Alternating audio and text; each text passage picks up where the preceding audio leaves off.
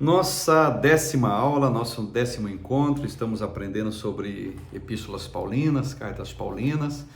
E para você que acompanhou a aula de número 9, nós iniciamos a falar acerca de 4 igrejas, ou melhor, 4 cartas muito importantes que Paulo escreveu, as 2 para Corinto e as 2 para Tessalônica, onde Paulo vai encontrar sérios problemas para resolver, principalmente para a igreja de Corinto. E como eu citei até, né, alguém diz, mas a igreja de Corinto tem todos os dons espirituais. Aí que está o perigo, né? Ela tinha todos os dons espirituais, mas lhe faltava ensinamento. Eles não estavam compreendendo, eles não estavam canalizando, vou usar esse termo aqui, canalizando de maneira correta o que é ser um instrumento de Deus. Eles não estavam entendendo a charismata, digamos assim, os dons espirituais. E Paulo teve que ensinar. E não só isso, outros detalhes também. Era irmão lá processando um ao outro, era divisão, tinha muito time, tinha muito partidarismo na igreja de Corinto, que nós vamos compreender. Uns diziam que eram de Paulo, outros diziam que era de Apolo, e por aí vai. Nós vamos entender isso muito em breve aqui na nossa lição. Página 123, capítulo 1 Coríntios. Olha só o tema, 1 Coríntios, uma igreja carnal. Alguém podia, olhando por cima, né, gente? Olhando de maneira superficial, né? Não, uma igreja espiritual. Porque se você olhar aqui, gente, essa igreja tem todos os dons espirituais que Paulo elenca. Essa igreja tem todas. Será que não está equivocado aqui o nosso temário acerca desse ponto? Não, de fato, o Coríntios era uma igreja carnal. É impressionante como a carta que Paulo, o apóstolo, escreveu para a igreja em Corinto é atual. Por certo, a igreja de hoje pode se apropriar dos conselhos paulinos, aplicando-os à sua vivência, tá? E deve se aplicar, com toda certeza. Igreja, destinatário, autoria, local e data. Chegando a Éfeso, Paulo recebeu notícia da parte dos membros da família de Cloé. 1 Coríntios, capítulo 1, verso 1. Paulo está lá em Éfeso e vai chegar uma carta para ele, tá? Lá de Corinto. Vai chegar informações de Corinto, melhor dizendo.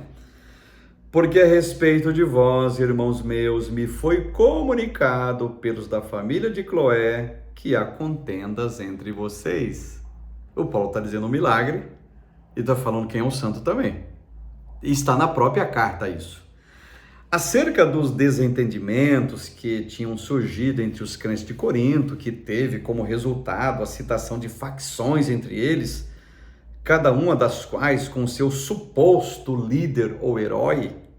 Afinal, uns diziam ser de Paulo, uns de Pedro, outros de Apolo e outros de Cristo. 1 Coríntios 3 e 4, olha aqui que diz. Porque dizendo eu sou de Paulo, e outro, eu de Apolo, porventura não sois carnais? Por que Paulo está chamando esse povo de carnal aqui, gente? Ele está chamando esse povo de carnal porque esse povo aqui tem o seu líderzinho favorito. Ele tem o seu ícone, ele tem aqui o seu, digamos, o seu coaching para ele seguir. Tem o seu, digamos assim, o seu cacique, o seu cabeça. Entendeu? Eles não estão dizendo, todo mundo aqui é de Cristo. Não, tem um grupo que é de Cristo, outro é do Paulo, outro é do Apolo e tal. E Paulo diz o seguinte, por esse partidarismo, por essa preferência, por essa escolha de vocês aí, porventura, é uma retórica carregada de acidez do Paulo. Porventura vocês não são carnais pelo fato de vocês agirem desta maneira? É isso que Paulo está dizendo, pessoal.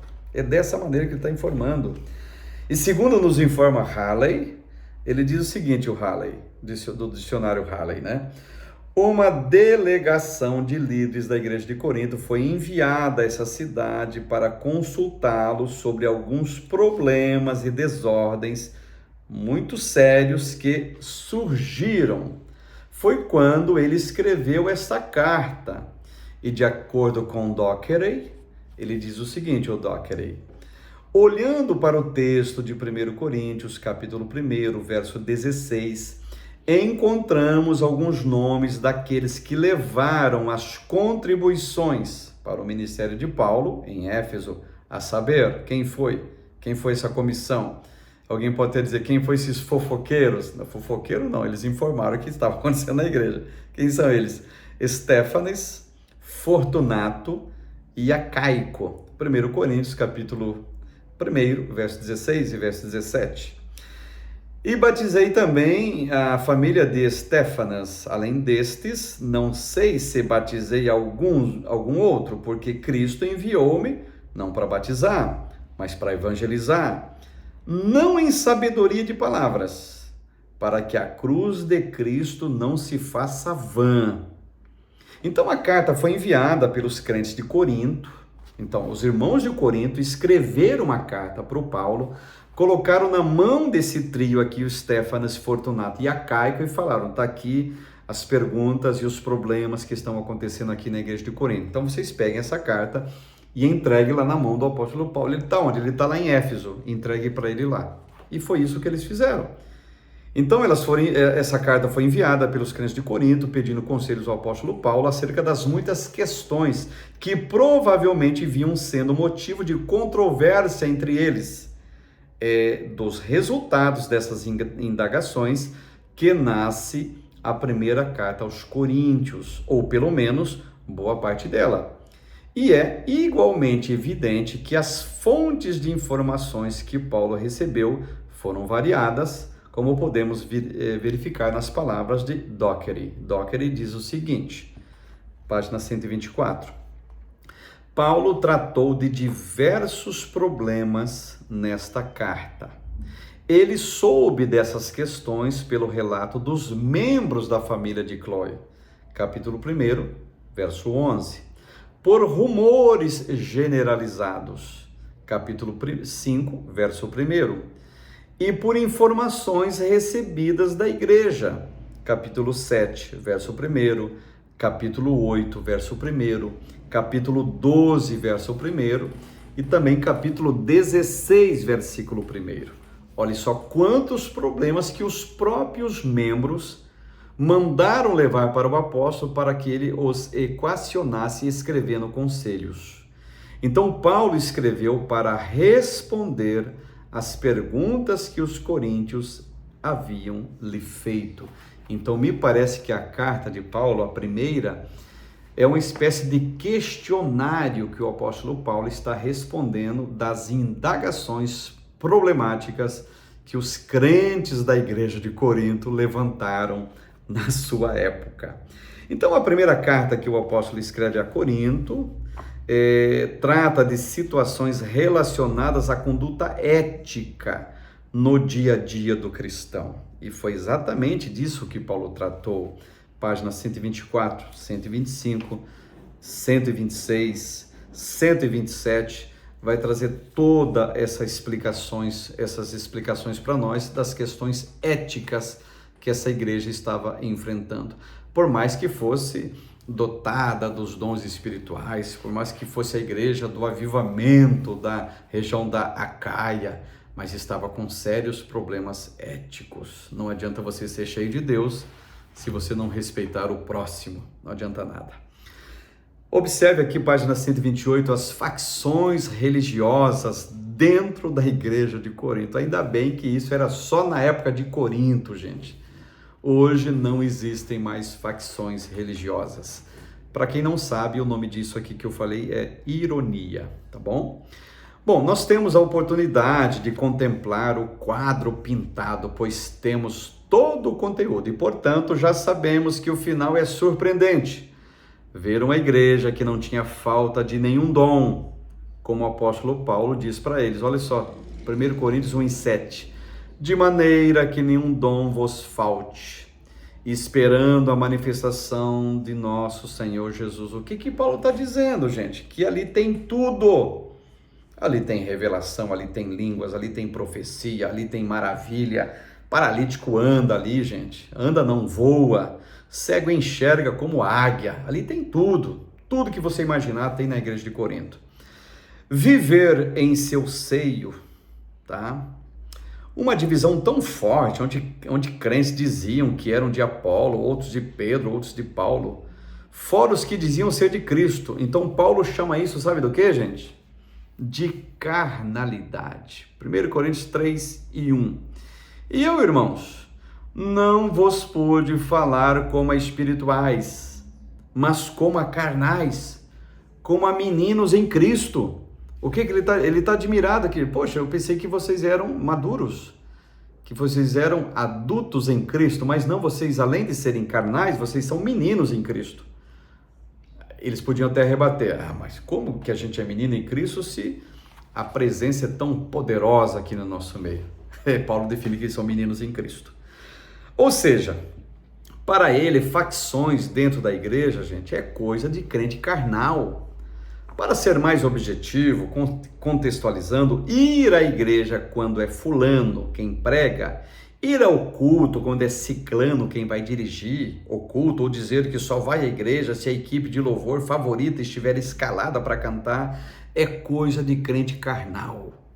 Para o apóstolo, sobre as 4 facções, Champlin, ele tem uma esplêndida afirmação aqui, que eu acho ela muito longa, eu não vou ler para vocês, mas ela está aqui na página 128, 129. Vocês leiam isso aqui mais de uma vez, como que o Champlin ele vai tratar dessas facções que haviam dentro da igreja de Corinto, essa igreja carnal. Então a igreja de Corinto estava sofrendo perdas inestimáveis com as rupturas provocadas pelos partidos e seus adeptos. Então o apóstolo Paulo repudia veementemente tal prática. O evangelho em 1 Coríntios, é evidente que a carta é carregada de evangelho, evidentemente. Aqui nós temos na página 131 uma estrutura que foi proposta pelo Champlin também da carta aos Coríntios, uma estrutura maravilhosa, vai até a página 132. Tem uma citação de Paulo na página 133, gente, acerca de disciplina. O apóstolo Paulo inicia o capítulo 5 da sua primeira carta à igreja em Corinto, usando palavras fortíssimas, como podemos conferir aqui no versículo 1 do capítulo 5 da primeira carta.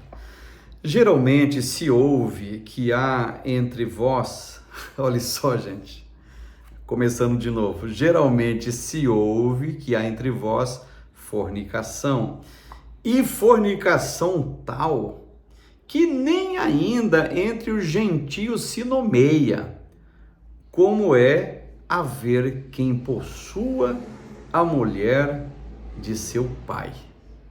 O que Paulo está dizendo, gente? Essa igreja aí que vocês dizem que é tão espiritual, tão cheia de Deus, sabe o que está acontecendo aí? Tem um camarada aí dentro que está dormindo com a madrasta dele. Está no meio de vocês aí, e vocês ainda se gabam de toda essa espiritualidade. Se vocês fossem tão espirituais, tal coisa já estaria resolvida. É isso que Paulo está falando, está aplicando disciplina aqui nesse povo, gente. Disciplina é voltar a ensinar, não é jogar fora, não é jogar no lixo, não é voltar a ensinar. É isso que Paulo está dizendo, atacando no bom sentido, a falsa espiritualidade deles. Falsa espiritualidade, esse é o ponto. Temos aqui na página 134, gente, 6 aspectos da disciplina. A disciplina é um ato imperativo, a disciplina é um ato coletivo, a disciplina é um ato restritivo e preventivo, a disciplina é um ato de juízo, a disciplina é um ato preventivo, a disciplina envolve um ato de perdão. Aplica a disciplina, mas evidentemente que salve o disciplinado, ajude o disciplinado, não perca o disciplinado. Então, quem disciplina, apontamos o problema. Se a gente viver na vida só apontando o problema e não ser aquele que propaga o remédio, qual é o antídoto para o problema que a gente aponta, não vai adiantar basicamente nada. Porque falar de defeitos dos outros, ou dessa igreja, ou daquela outra igreja, daquele líder, daquela convenção, é fácil. Mas qual é o remédio? Qual é o remédio? Paulo aplica que, olha, tem gente que faz isso no meio de vocês, tem gente que comete barbaridades, ele chega até a dizer, está escrito, o que está acontecendo nessa igreja de vocês não se nomeia nem entre os gentios, nem os gentios fazem estando fora do que vocês estão fazendo estando dentro. É por isso que hoje é tão difícil dizer o que eu vou dizer agora, como eu vejo o evangelho em pessoas que não são evangélicas hoje, gente, é impressionante, e uma depreciação do evangelho em pessoas que são evangélicas, mas não vamos apontar só a doença, precisamos dar o remédio também, e o remédio é disciplina. O que é disciplina? Voltar a ensinar novamente.